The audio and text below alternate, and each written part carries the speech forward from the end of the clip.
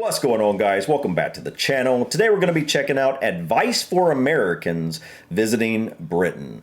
What are those things that we must know before we take our first trip over to the UK? That's what I'm hoping to find out in this video. Here's a rundown of some of the things you'll need to know before visiting my place of birth. The country, not the maternity ward. Plugs. And I'm going to start by talking about plugs. And I know what you're thinking. Ooh, Lawrence, you talked about plugs in the last video. Is it really worth covering the same ground again? And goodness. I think it is. And the first reason that I say that is because I visit Britain more than I visit America. I actually have some props of my own. You see, in my last video, I talked about when British people bring their electronics to America, they need some sort of converter in order to take their British plugs and plug it into an American wall. Well, the same is true for Americans when they visit Britain, except didn't know there's a few this. things that you need to keep in mind. We looked into British Firstly, plugs. Voltage. Over the years, I have heard the So occasional American express safety concerns over the 230 voltage of UK electrical outlets. This is because in the US, the standard voltage is between 110 and 120 volts. Well, worry not, the British plug socket is widely regarded to be the safest in the world. And don't take my word for it, Tom Scott did a wildly popular video called British Plugs Are Better Than All Other Plugs, and here's why. But the voltage disparity does mean there is one thing about which Americans should remain wary. Whether or not your device can convert 230 volts to 120. If not, you may need to buy a separate converter. Most American laptop power adapters already have one built in. If it says 110 to 240 volts, you're fine. Secondly, American to British converters usually have two plug holes in them. One for your three-pronged plugs and one for your two-pronged plugs. Words are hard. And thirdly, keep in mind that British plug sockets have an outlet switch, which stops and starts the flow of electricity. So if your computer isn't charging, it could be that this switch is flicked off. So I love that. One of my favorite things about British plugs was the safety feature that basically when it's not plugged up, it basically makes it to where it puts a shutter in there to where a little kid can't put their finger in it and stuff. That's genius. Yeah, you remember that? Yeah, kind of. Yeah, it's an incredible design. Yeah. a good counter to that is switch it on.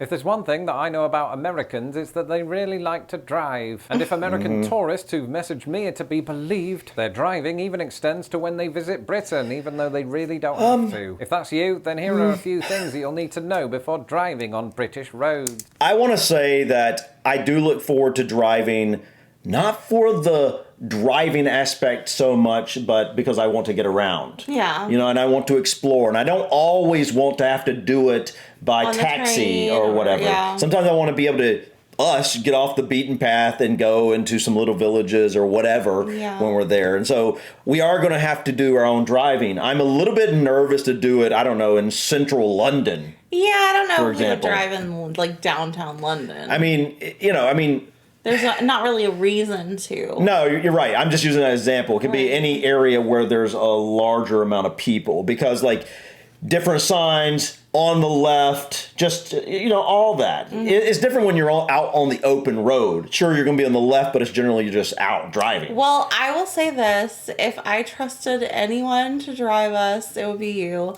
Thank you. Because you are a really good driver. And if you can handle a moped in Bali... That's true. With Okay. both of us on it, I think you can handle like a regular car. Like, I don't know if anywhere in the world has stressful driving like. Well, like any Southeast Asian. That's what I wasn't just saying Indonesia. Any Southeast Asian country, they're hardcore, man. You will literally see. Really I know stressful. this is off topic, but it reminds me of it. You will literally see like people on mopeds and like an entire family, or like dirt bikes sometimes, but usually like little motorcycles, and an entire family of like 4 with 2 kids. no helmets. It just a baby. It's normal for them, Yeah. but it's really scary. It is a little scary when you're out there driving like this. People are swerving around just crazy, and obviously you don't understand the street signs there. Right. Even worse so than visiting another English speaking country. You know what I mean?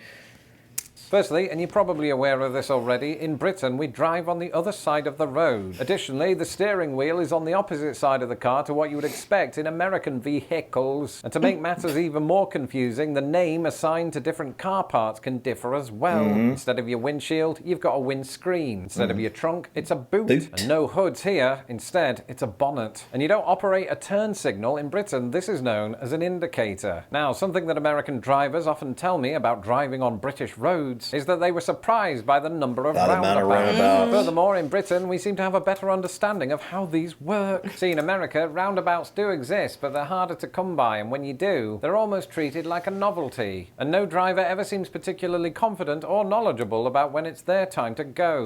Yeah, we've talked about this in the past. Roundabouts are a thing that...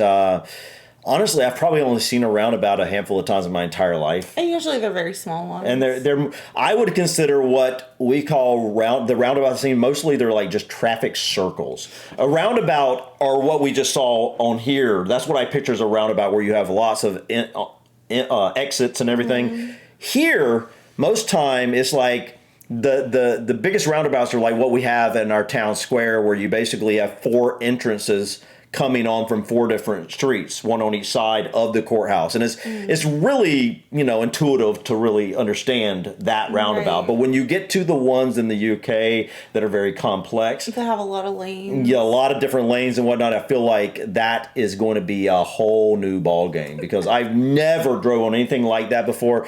Now, something else is we did find out that what's the Carmel? No, it's not Carmel, is it? Carmel, Indiana. That's up north in Indiana, and they have was it the most roundabouts per capita in the world? Yeah, per square mile or something. Go figure. I've literally hardly ever seen roundabouts in my entire life. Yet in our state, probably 3 or 4 hours away, they literally have the most roundabouts per capita in that town. They got rid of all their stoplights and they changed them over to roundabouts. We want to visit there at some point. I think that would be really interesting to see what the roundabouts are like. But I have a feeling that most of them even are going to probably be the smaller ones. I don't think they're going to have the big ones like you're seeing, like the Magic Roundabout, for example. Yeah. You saw that, didn't you? Did I? I heard you talk about it. Maybe you didn't. I don't know if I've seen that one specifically. We'll have to check. So, before visiting Britain, do your research on roundabouts as well as road signs. Because while both countries have pretty similar signs for stop, others might seem quite alien. Take, for example, give way, which means the same thing as yield. Or elderly people crossing the road, because as far as I can tell, the United States does not have an equivalent of this sign, I don't think I've ever seen that. Pedestrian crossing. Pedestrians, yeah. Pedestrians trying to cross the road. I feel like that's common depending sense. On how far west you end up, some road signs might appear in Welsh. This means you've either entered Wales or you're about to. But sometimes you'll encounter the odd, sometimes very odd American tourist who would prefer not to drive and instead get around on buses and especially trains. And here's the thing you need to know about Britain's trains. I'm looking forward to that. Quite expensive. I'm definitely looking forward to that. This is particularly true when we're not so much talking about the London Underground, but Britain's National Rail. However, there are ways to cut costs on those longer train journeys. The method, known most commonly to British rail users, is to book 90 days in advance, as the cheaper tickets typically go on sale at that time. The following is not a brand sponsorship, but it is something that my wife and I discovered, and we think that more American travellers should know about. A lesser known method, open only to US residents, is to buy what's known as a BritRail pass. These offer good bang for your buck if you're travelling long distances or taking multiple rail journeys. If you're not... That's we're what we definitely need going to to have do. to remember that. I so look forward to doing this, guys. I want to travel all over on rail. It's something we don't have the opportunity to really do here that much. Not easily and quickly, and not to most places. So. No. And I was surprised, though, to learn, I can't remember which train it was. I think it was the Eurostar. How expensive it could get, but if you go and get the very basic package, whatever that is, you don't really get the meal or whatnot. It actually isn't too bad, but it adds up if you're taking that regularly. I was originally under the impression that traveling on train through the UK, because I hear It's so prevalent. Right. I thought it was going to be really cheap. I did too. But supposedly it's not. We haven't really looked at all the prices for, all the different types of rail you would take, but supposedly it is more expensive than we were originally thinking. Yeah, and I don't know how feasible it would be to book everything 90 days in advance. Yeah, like what does that mean? You're booking a specific train 90 days in advance to go to a specific area? Yeah, that would be very hard because, like, how would we know? where you're going to be or what you're going to If you know the cheapest way outside of something like Brit Rail, what is the best way for American tourists coming over to the UK that want to travel on trains a lot? What is the cheapest way to do this? Because I'm guessing at this point it would probably get quite expensive if you want to do a lot of train travel. Sure which method is best for you, do some maths. My wife and I have used both methods depending on journey complexity. It just takes a bit of planning, which my wife is really good at. And by the way, it's important that I make this distinction between the London Underground and Britain's National Rail, and here's why.